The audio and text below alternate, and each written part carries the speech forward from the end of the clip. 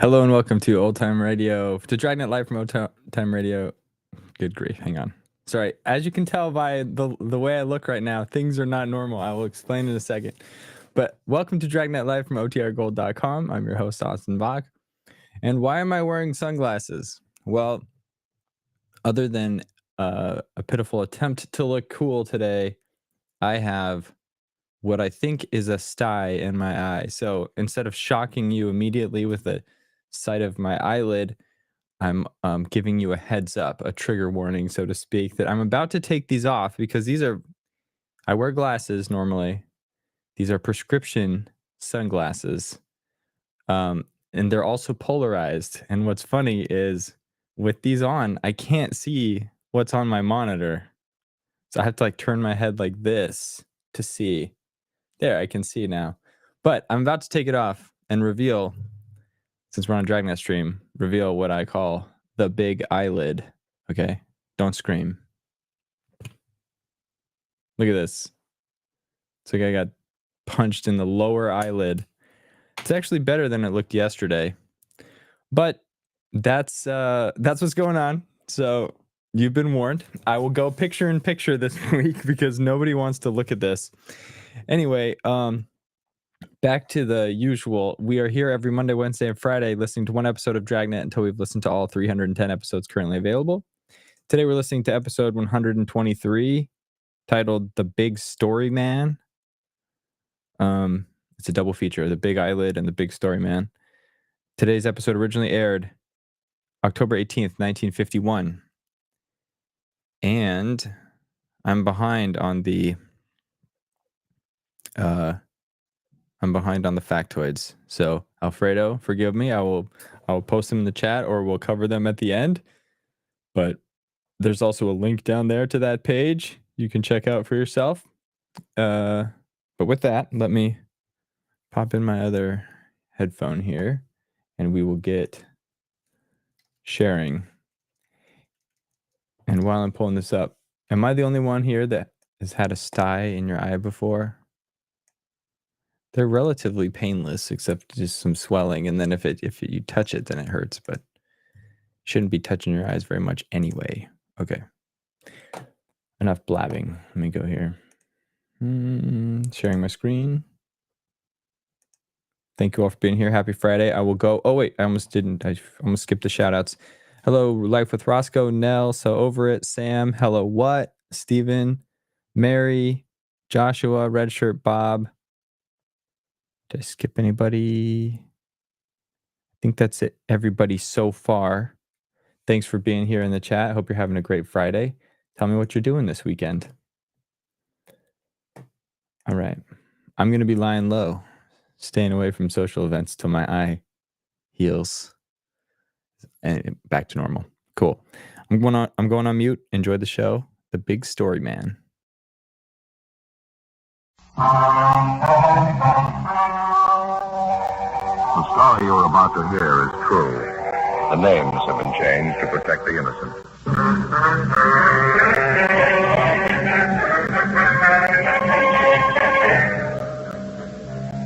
You're a detective sergeant. You're assigned to burglary detail. A dozen churches in your city are victimized by a team of experienced safe burglars. You track the suspects for weeks. You finally apprehend 3 men. Your job? Convict them.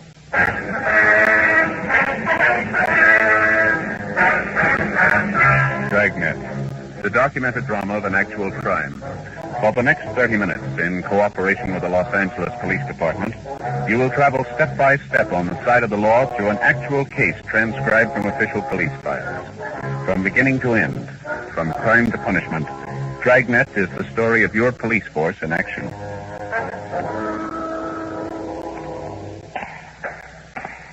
It was Sunday, March 5th. It was cloudy in Los Angeles. We were working a day watch out of burglary detail. My partner's Ben Romero. The boss is Captain Wisdom. My name's Friday. I was on the way back from the record bureau, and it was 11:30 p.m. when I got to room 25A, the interrogation room.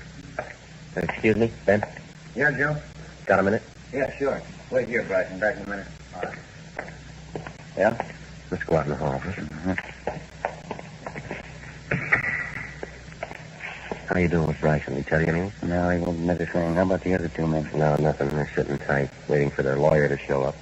Had all three of them checked through R&I. Bryson's a 2-time loser, burglary, GTA.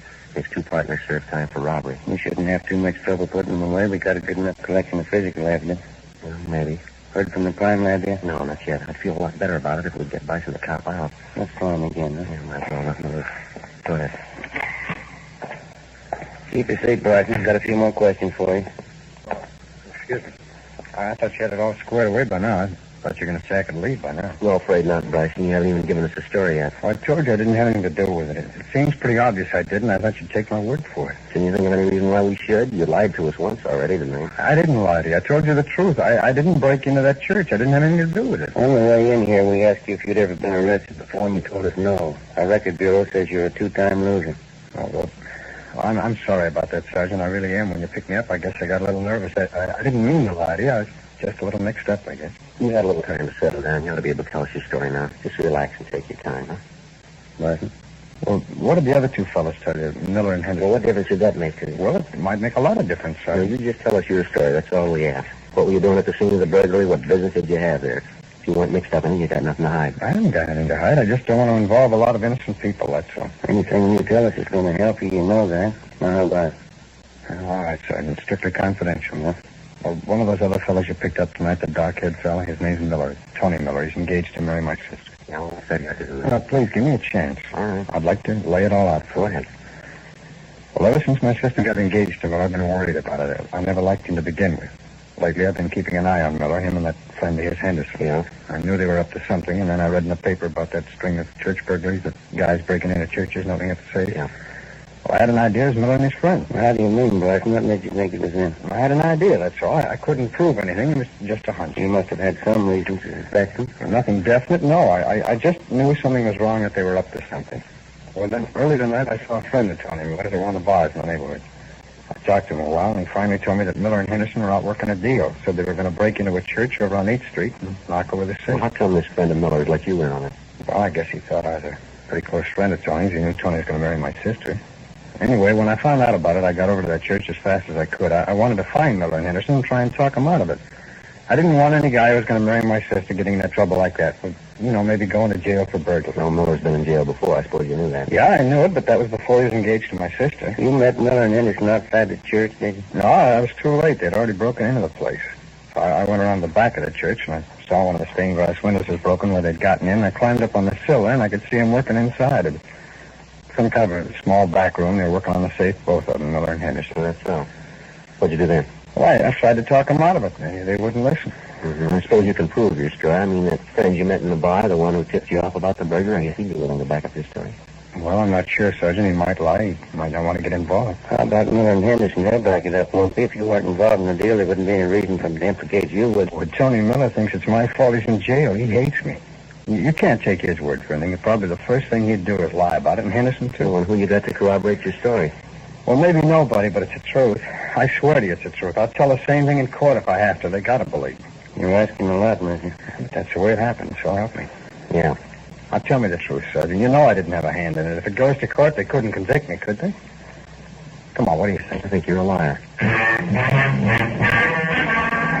To the working detective, the one logical way to appraise a known criminal is by his record.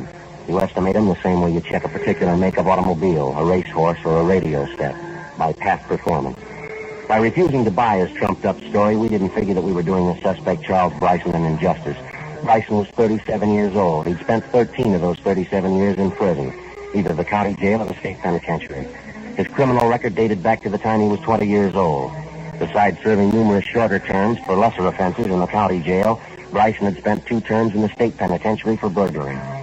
Despite the efforts of the probation officers, the adult authority, and the rehabilitation officials to help him, he seemed content to go along in his criminal career.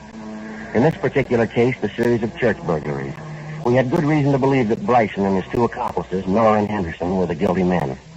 All 3 of them were booked at the main jail on suspicion of 459 PC. The next morning, Ben and I checked in at the crime lab. Lee Jones, you around? Yeah, I'm here. Come on back.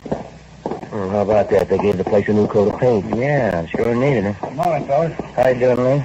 That set of burglary tools those thieves were using in that church last night. Just finished checking them over. Might have 2 or 3 things for you. What do you got, Lee? Have a look over here. You fine set of tools. I take it the thieves got a lot of practice. All 3 of them had records. How about some of the other physical evidence you got, Lee? One thing at a time, Joe. First of all, these tools here. Small sledge, these 3 jimmy, pinch bar, and a screwdriver. I think we can tie them in with at least 6 of those church burglaries. I think we can do it for certain. Good enough for 3 convictions? I think so, if the jury's listening. Well, how you got it worked out, Lee? Tool markings? That's part of it, yeah. I want you to take a look at this pinch bar here. They did a lot of their work with this. I guess I don't have to tell you there aren't 2 identical pinch bars in the world that could leave the same exact markings on a piece of woodwork or on a safe. Yeah. There aren't a pair of tools in the world that leave the same markings on anything. Yeah, we know, but can you show a jury positively that the thieves used this pinch bar here on 6 of the jobs they pulled? That's the idea. I compared specimen markings of every one of these tools against the markings made at the point of entry on 6 of the churches these thieves broke into. In every case, the markings match perfectly. These are the tools that made them, no doubt about it. The screwdriver, the set of windows, and the pinch bar. Oh, sure won't hurt our case any. Get anything else, Lee? I examined the end of the pinch bar under the microscope, checked the screwdriver and jimmy's too. The tips of each one of them are contaminated with particles of paint, different kinds of paint. I've already compared these paint transfers with samples of paint taken from the exterior of those churches that were broken into. Each one of them, they match all the way. The color of the paint, the age, degree of oxidation, the lead content, compares perfect. Now come over here, something else. What you got there, Lee? These are the shoes the 2 men you found inside the church were wearing. These are the foot impressions the boys from Leighton Prince lifted off the floor in front of the safe inside the church. Yeah, I see. The linoleum on that church floor showed up the dust impressions of the feet pretty good. Did you make the print? The boys from Leighton Prince did, yeah. Good impressions. See here? General size of the shoe, the make, heel impressions, the wear travel on the sole here, the whole general characteristics of both pair of shoes. Matches up to a T. How much is that going to mean to a jury, Lee? Well, I mean a lot. It's the truth. The same thing I've been telling you. It's the same thing. I'd like to tell every cop in the department, if you can place an object at the scene of a crime beyond a reasonable doubt, then don't go thrashing around looking for an object that's an exact duplicate. Don't play hawk show. Any microscope will tell you there are no 2 things in this world exactly identically alike. I don't care if it's a pair of shoes, a gun, a crowbar, or your 2 front teeth. Now, that's what lines up for me. Think you're going to have trouble? I don't know, Lee. We shouldn't have. You got the 2 of them right at the scene of the crime. That ought to be enough for the court. Yeah, I hope so. You don't sound sure. Well, Lee, there's only one time I'm sure about thieves like Bryson. Yeah? When they check him in at San Quentin. 2 days later, Charles Bryson and his 2 accomplices, Henderson and Miller, were arraigned in municipal court on a date set for their preliminary hearing. 4 days later, the preliminary hearing was held, and the 3 of them were bound over for arraignment in Superior Court. In the weeks that followed, before their arraignment and Superior Court trial, Ben and I worked along with the district attorney's office preparing the case against the 3 men, taking statements, running down additional evidence, checking and rechecking, piecing together the facts which we hoped would earn a conviction for each of the criminals. We weren't positive that had happened. The strongest part of our case was going to come out of the crime lab, the testimony of Lee Jones. And we knew as well as Lee did that, generally speaking, juries are not too much in sympathy with scientific fact when it has to do with physical evidence. Generally, they don't follow technical cases too well. We also knew that the 3 defendants had a good lawyer, a clever one. Getting convictions wasn't going to be easy. The trial opened in Superior Court June 2nd. Ben and I testified when we were called on. On the morning of June 9th, the jury retired to deliberate. Late that afternoon, we got a call from the Hall of Justice. Yes, Millie. Yeah. Both of them, huh? I see, Well, that's life, I guess. Yes, Jury's back, Joe. They came up with a verdict. What's the story? Henderson and Miller, they found them both guilty, first-degree burglary. Yeah, what about Bryson? They let him go. Well, maybe it was no great shock to us, but after the time and effort we put in on the case, it was a disappointment. The worst of the 3 criminals had been set free. At the trial, Bryson had taken the stand and told the court the same cock and bull story he told Ben and I, that he'd gone to the church, the scene of the burglary, to plead with Henderson and Miller not to commit the crime. Bryson had a good personality and a fast line of talk. It wasn't hard to see how he could convince a jury that he was only an innocent bystander. The biggest obstacle that stood in the way of convicting Bryson was that the prosecution, the district attorney, according to law, could not call to the attention of the jury Bryson's previous criminal record, especially his 2 prior convictions for burglary. To them, because of the limitations of the law, he was presented as a private citizen with as much integrity and as clean of any previous guilt as you or your neighbor. Henderson and Miller were committed to the state penitentiary to serve sentences as prescribed by law, and Charles Bryson, shortly after the trial, left the city. 2 months passed. Saturday, August 8th, I started on my vacation. 2 weeks later, on August 22nd, I checked back in for work. Hi, Joe. Good to see you. Hi, Jim. What's been doing? Oh, not too much. How'd the vacation go? Well, pretty good, thanks. Mother and I went up north to visit some relatives up in Marin County. It was a nice trip for her. She hadn't been feeling too well, you know. Oh, it's too bad. Get any fishing done? A little, yeah. That's sure beautiful country up there. You been around? No, he took off today. He's been putting in some full days while you've been gone. Oh, that's all. Anything special doing? Oh, nothing too big. String of chain store burglaries, south end of town. I've been working along with Ben. Yeah. Giving you much trouble? It's been going a couple of weeks. Not getting any better. I begin to feel the pressure a little. Well, how's it stand? Any leads on the suspect? Just one. Yeah? A guy by the name of Charles Bryson. When our suspect, Charles Bryson, left Los Angeles after his trial some 3 months before, we had reports that he was headed east for the city of Memphis, Tennessee. In subsequent weeks, we had word that he was also seen in St. Louis, Missouri, where police officers had him under surveillance as a possible suspect in a robbery there. On or about August 10th, the St. Louis police lost track of Bryson. A week later, the newest series of burglaries began throughout Los Angeles. The thief's M.O. matched that of Bryson down to the last detail. The places burglarized were chain stores, supermarkets generally. The method of entry was the same, prying open a back window with a pinch bar or similar tool. The manner in which the safes were opened in the various business places, that matched too. So did 5 sets of foot impressions found at the scene of 5 different burglaries, each of them made by a man wearing tennis shoes. The operation corresponded exactly to the way Bryson worked. But there was one big hitch in the investigation. Nobody could be sure Bryson was back in town. No one had seen him. No one had heard from him. Monday, August 24th, 8 a.m. Got us running in circles so far, Joe. I can't figure it. I bet lunch money is Bryson, but we can't even start to prove it. Well, how about the people in town Bryson runs with? They all been checked out? The one we know about, yeah. His friends, relatives, always know him hang out. We've been over it every inch of the way. If anybody knows, they're not saying. There's no trace of them. Yeah, that's a possibility. Maybe we're wrong. Go ahead. What do you mean maybe we're wrong? Well, the only lead we've got is the M.O. Bryson isn't the only thief who operates that way. It could be another man using the same system. Yeah, we thought about that. You ran a check through the stats office? Yeah, The only known burglars in our records who operate like Bryson are either in jail or out of town or they're dead. We checked it through a couple of times. Keeps coming out the same way. Bryson's the only strong lead we got. Yeah, but I got it. Burglary Friday. Yes, sir. You know, Sir Sergeant Tabor's out right now. Is there any message? Well, I guess about 10 minutes. Yes, sir, right. I'll tell him. Thank you. You're sure the M.O. on all these jobs matches Bryson, huh? All the way. That's what's got me stumped. If the guy is pulling these jobs and he is in town, somebody should have spotted him. These chain stores he's hitting. We've had stakeouts on him for 10 days. I've got every informant we know watching for Bryson, and not a sign. Hopefully a minute ago, Jim said they'd call back. Oh, thanks. Get this teletype this morning. I've been announcing from San Quentin. Might be a line on Bryson. Let me see. An answer on that mail watch we asked him for. What angle's this, Ben? You remember church burglaries, Miller and Henderson, 2 Lieutenant San Quentin? Oh, yeah. You asked Clinton for a mail watch on both of them, did you? Yeah, I figured there was a chance Bryson might write to him. Looks like it got us a lead. Well, what have they got there? Well, it's from the warden's office, and so it says, regarding your request on information concerning Charles Bryson, on August 22nd, Anthony Miller, our number 1721568, received letter from person signing himself George Cameron. Contents of letter suspicious. Cameron. That mean anything to you? We just checked Bryson's package again down R&I. Cameron was his mother's maiden name. Bryson's used it as an alias before, quite a few times. How about the return address on the letter, Ben? Los Angeles? Main post office, General 11. Monday, 10 a.m. We alerted the post office detail and arranged for a mail watch on all incoming letters through general delivery addressed to Charles Bryson, George Cameron, or to another of the suspect's known aliases.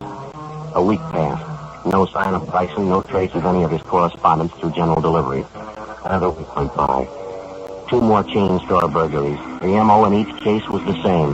It matched closely to Bryson's known working habits. But despite our precautions and the close check we maintained on his friends and his known hangouts, the suspect still remained unseen and unheard from. On September 9th, an informant of Ben's called us at the office and told us he thought he'd seen Bryson the night before. Yeah, Matty, where was that? Yeah, right, we'll check it, thank you. Bye. Bryson's supposed to have been seen there from Mont and Beverly Boulevard last night, drinking in a bar up here. You pretty sure it was Bryson? He thinks so, yeah. Got the name of the place here. We can check with the bartender, see if he can identify Bryson's mugshot. Right. I'll get my top coat, huh? All right. I get it. Burglary Friday. Yes, sir.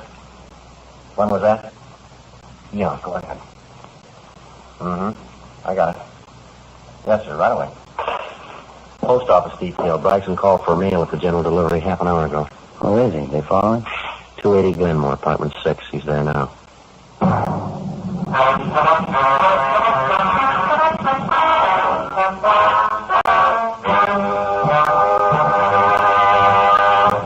You are listening to Dragnet, authentic stories of your police force in action.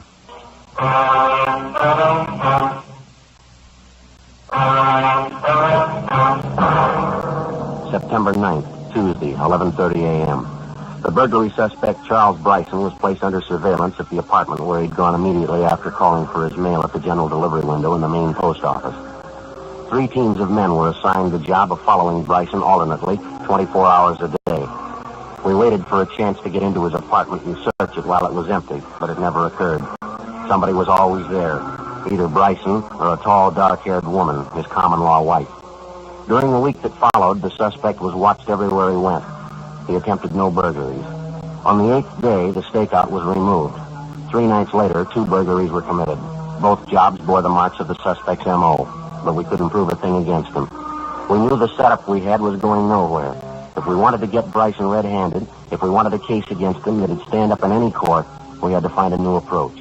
Lee Jones came up with an idea. There's a jar of stuff right here. The technical name for it's anthracene. I guess you heard of it? I think I've heard you mention the name, Lee. That's about all. Some kind of luminous powder, isn't it? It glows in the dark. No, not exactly. Here, take a look at some. There, you see?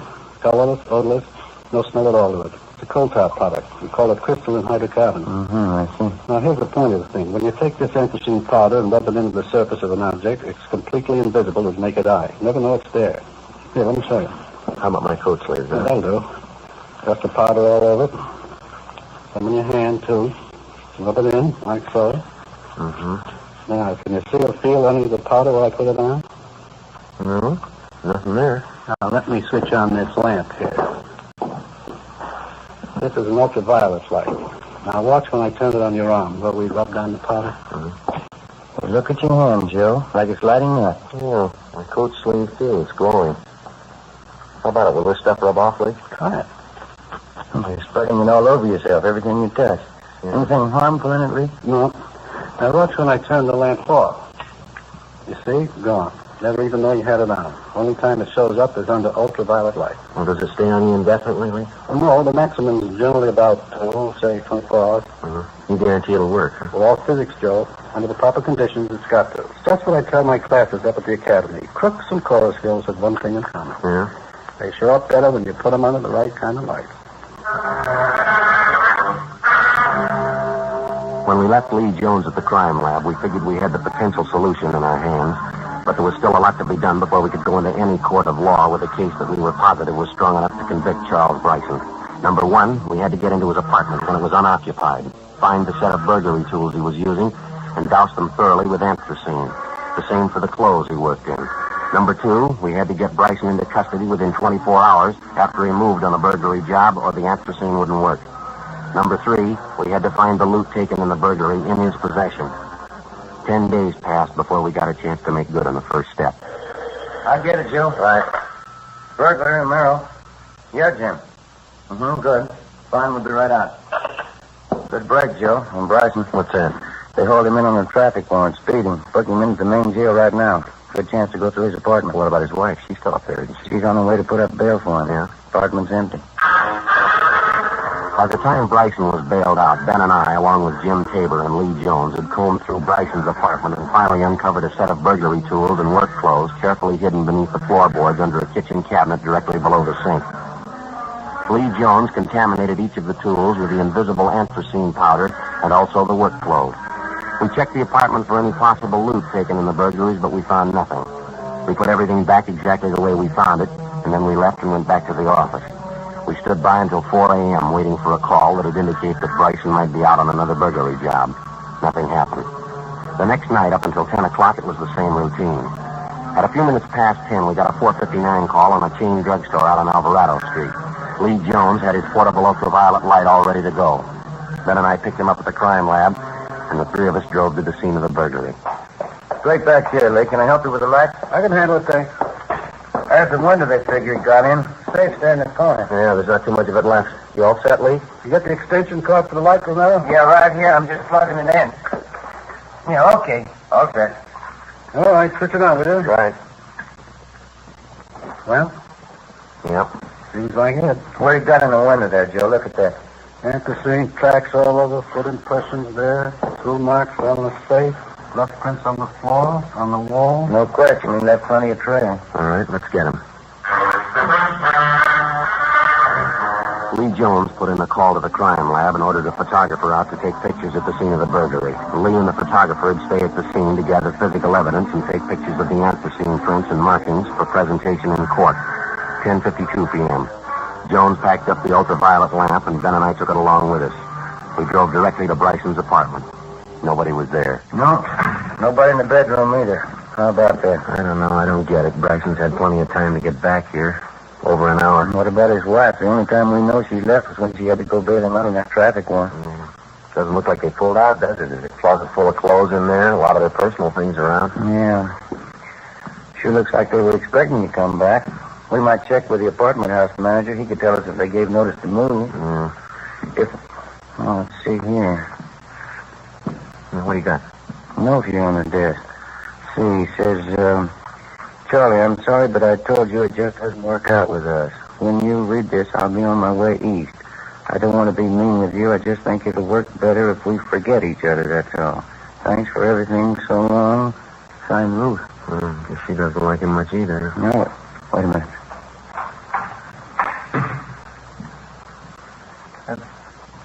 What are you doing? Police officers, Bryson. I'd like to talk to you for a minute. Oh, I know who you are.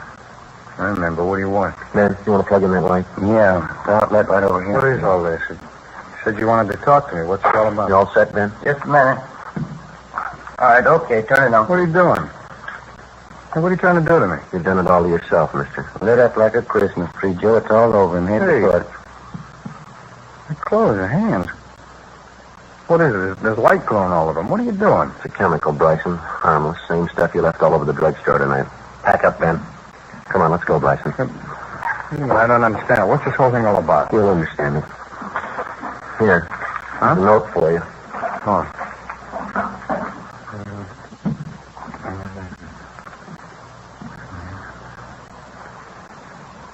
Sure. All set, Joe. Let's go, mister. I guess I didn't know. Just a tramp. I guess I should have been smart about it. Yeah, I guess so. Come on. How could I know? She said she was in love with me. I believed it. What am I going to say when they ask me? All our friends are all going to ask me. They'll say, what happened to Ruth? I'll say, what happened this time? What am I going to say happened this time? What are you going to say to the jury this time?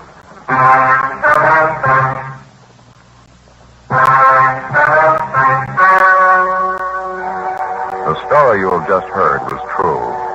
The names were changed to protect the innocent. On December 10th, trial was held in Superior Court, Department 86, City and County of Los Angeles, State of California. In a moment, the results of that trial.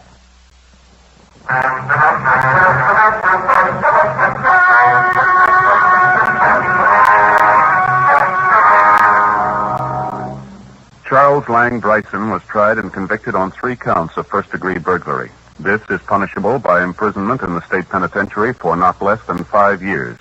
However, due to his previous convictions on this and other felony counts, Bryson was judged an habitual criminal. He was sentenced to spend the rest of his natural life in the state penitentiary.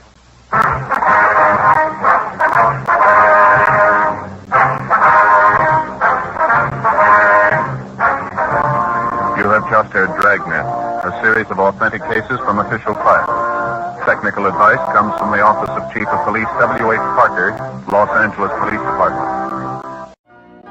You've been listening to the OTR Gold Network. Find more classic radio at otrgold.com.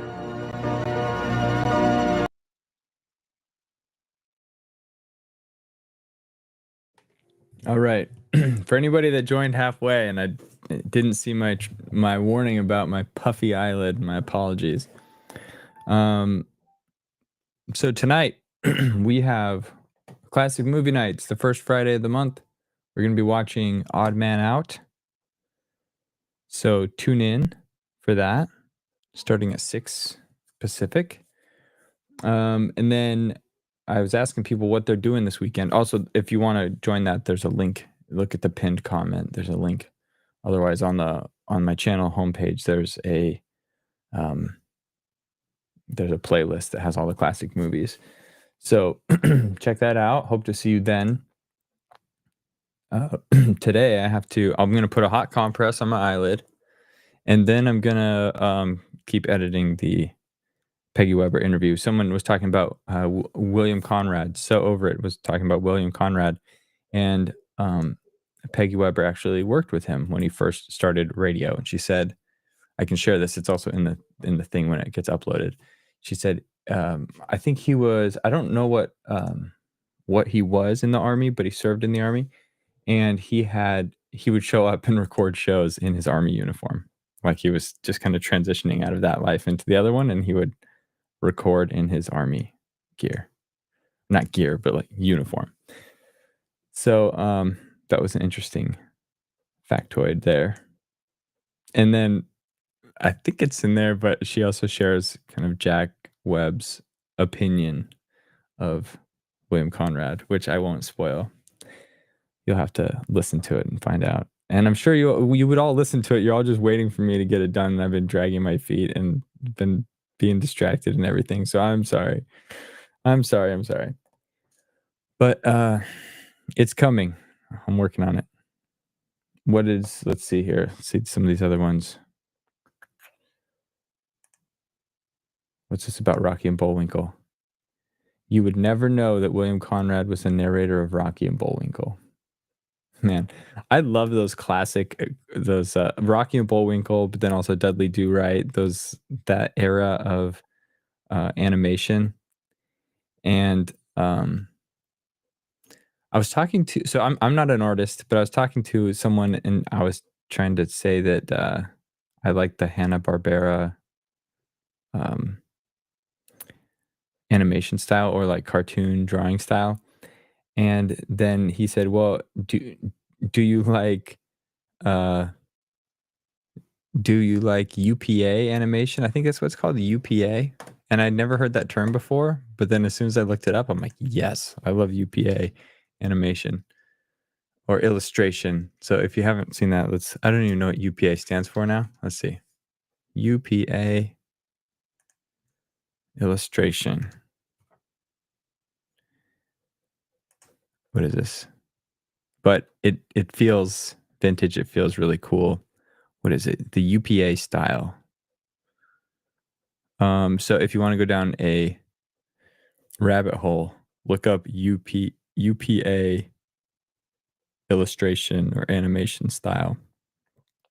And that's what I love. Let's go check it out. Anyway, but I got to get off camera. Nobody wants to look at this. So have a good one. I will see you at 6 p.m. The film, as always, is pre-recorded, so you can go through all YouTube's checks, but the chat will be live, so join. And then thank you, Sam. I knew someone here was going to know. United Productions of America. Sorry, I highlighted the wrong one.